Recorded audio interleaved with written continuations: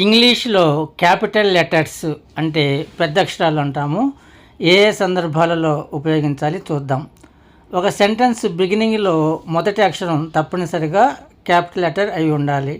అది పారాగ్రాఫ్ మొదట్లో ఉండొచ్చు, లేదా పారాగ్రాఫ్లో ఫుల్ స్టాప్ తర్వాత వచ్చే వాక్యం అయి ఉండొచ్చు. ఒక సెంటెన్స్ బిగినింగ్లో ఫస్ట్ లెటరు క్యాపిటల్ లెటర్ అయి ఉండాలి, అది ఏ పదమైనా సరే. తర్వాత ప్రొనౌన్ ఐ అంటే నేను, అంటే మనకు పేరు ఉంటుంది, మన బదులు నేను అని చెప్తాం. ఆ ఐ అనే ప్రొనౌను సెంటెన్స్లో ఎక్కడ వచ్చినా, బిగినింగ్లో, మిడిల్లో, ఎండింగ్లో ఎక్కడ వచ్చినా సరే క్యాపిటల్ లెటరే ఉపయోగించాలి, ఇది తప్పనిసరి. అలాగే ప్రాపర్ నౌన్స్ అంటే ఖచ్చితమైన పేర్లు, అవి ప్రదేశాలు కావచ్చు, వ్యక్తులు కావచ్చు, వస్తువుల పేర్లు కావచ్చు, ఏదైనా ఆర్గనైజేషన్ పేర్లు కావచ్చు, సెంటెన్స్లు ఎక్కడ వచ్చినా క్యాపిటల్ లెటరే ఉపయోగించాలి, ఫస్ట్ అక్షరం. అలాగే టైము, డేటు, మంత్స్, వీక్స్ చెప్పేటప్పుడు ఆ పేర్ల ముందు మొదటి అక్షరం క్యాపిటల్ లెటర్ అయి ఉండాలి.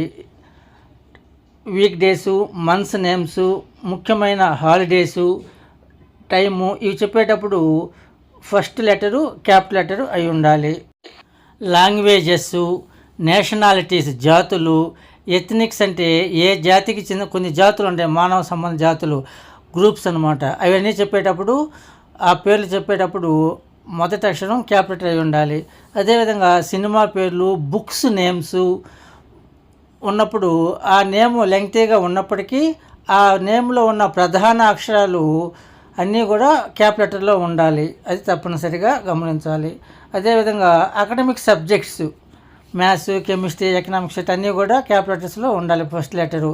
తర్వాత అబ్రివేషన్స్ కూడా, అన్ని అబ్రివేషన్స్ కానీ అక్రోనిమ్స్ కానీ మెన్షన్ చేసేటప్పుడు క్యాపిటల్ లెటర్స్నే యూజ్ చేయాలి. అదేవిధంగా టైటిల్స్ ఆఫ్ పర్సన్స్, వ్యక్తుల పేర్లు ముందు కొన్ని పదాలు ఉపయోగిస్తాం. Mister, missus, sir, chief minister, prime minister, Bharat Ratna ఇట్లాంటి చెప్పేటప్పుడు మొదటి అక్షరాలన్నీ కూడా క్యాపిటల్ లెటర్స్ అయి ఉండాలి. ఇట్లా మనం ఇంగ్లీషు రాసేటప్పుడు మొదటి అక్షరం క్యాపిటల్ లెటర్ అయి ఉండాలి అన్నదానికి ఈ రూల్స్ అన్నిటిని మనం గమనించాలి.